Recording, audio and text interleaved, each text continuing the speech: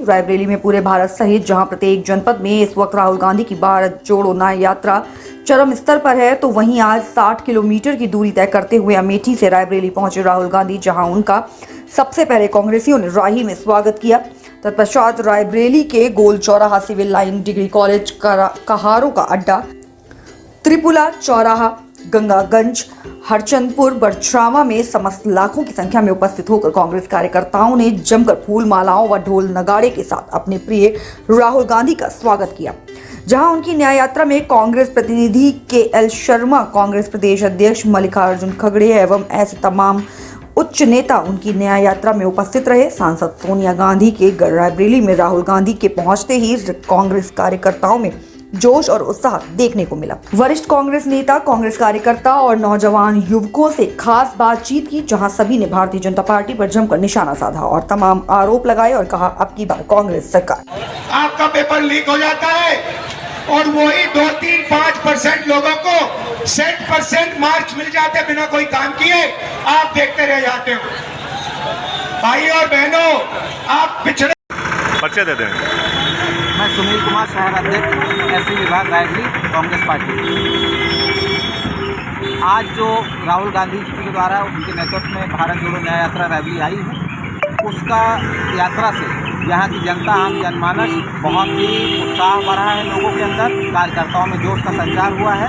और ये गांधी परिवार का जो एक उनका पुराना रिश्ता है, जो खून का रिश्ता है गांधी परिवार से रायबरेली जनपद का, उसको मजबूत करने के लिए राहुल जी यहाँ आए और जिसमें पूरे शहर में हजारों की संख्या में जिले से लोग चलकर आए, उनका स्वागत किए, अभिनंदन किए और कांग्रेस के प्रति अपनी जिम्मेदारी और अपनी वफादारी का परिचय दिया यहाँ की जनता ने। और निश्चित ही कांग्रेस की सीट रायबरेली थी और रहेगी, चाहे कोई भी लड़े, और हमेशा रायबरेली अमेठी कांग्रेस का है और रहेगा। प्रियंका जी को काफ़ी लोग आस लगा रहे थे, प्रियंका जी नहीं आई। नहीं, वो प्रियंका जी का कार्यक्रम तय था, प्रियंका जी को आना भी था रायबरेली में, लेकिन अस्वस्थ होने के कारण शायद एडमिट हो गई, जिस वजह से वो नहीं आ पाई हैं। लेकिन बहुत ही जल्द कुछ दिनों में उनका कार्यक्रम लगेगा और वो भी आएंगे। जनता ने कायस लगाए हैं राहुल जी के आने से, हो सकता है राहुल जी अपने घर अपनी बात। देखिए, इसके बारे में तो मैं नहीं कह सकता हूँ, लेकिन ये तो केंद्रीय चुनाव समिति तय करती है कि कौन कहाँ से चुनाव लड़ेगा। मैं इतना कह सकता हूँ कांग्रेस के वर्कर होने के नाते कि रायबरेली से गांधी परिवार ही चुनाव लड़ेगा, चाहे वो प्रियंका जी लड़े, चाहे वो राहुल जी लड़े, दोनों में से कोई भी लड़ेगा, लेकिन रहेगा गांधी परिवार ही चुनाव लड़ेगा। काफ़ी सवाल हुए लेक्चर में, अपने भाषण में यह है कि पेपर लीक को लेके, बेरोजगारी को लेके जिस तरह से सरकार में हो रहा था। देखिए, ये भारतवर्ष के युवाओं का दुर्भाग्य है कि वो गरीब का लड़का, किसान का लड़का, मजदूर का लड़का पढ़ता है किस तरीके खून पसीने की कमाई से, और उसके बाद वो किसी तरीके फॉर्म भरता है, सरकार पैसा कमाती है, भर्ती उनको करनी नहीं है, युवाओं के साथ धोखा कर रहे हैं। सारी परीक्षाएं पूरी तरीके से लीक होती हैं और सरकार की नाकामी की वजह से लीक होती हैं। ऐसा नहीं, इससे पूर्व में भी परीक्षाएँ होती थी, नियुक्तियाँ होती थी, इंटरव्यू होते थे, लेकिन इनका तो एक रिकॉर्ड बन गया है कि हर परीक्षा लीक होना। पता चला है जानकारी में भाषण के दौरान और हरचंदपुर में इन्हें काले झंडे दिखाए गए हैं।